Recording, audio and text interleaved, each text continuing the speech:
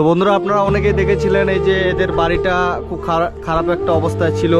তো আমি এদেরকে বলে গেছিলাম যে এদের শুধু বাথরুমটা করে দেবো। তো এই যে বাথরুম এখানে হচ্ছে, ওই যে পাট বসানো হয়েছে, এখানে বাথরুমটা হবে। তো আমার একটা মনে হলো যে শুধু বাথরুমটা করলে না, ঘরটাও এদের খুব খারাপ অবস্থায় ছিল, তাই এই যে এদের ঘরটাও সুন্দর করে নতুন করে টিন দিয়ে পিলার দিয়ে ঘরটাও করে দিচ্ছি আর কি।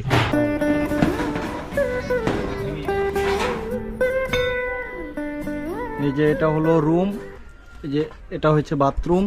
এই যে এখানে সুন্দর করে একটা বাথরুম করে দেওয়া হয়েছে।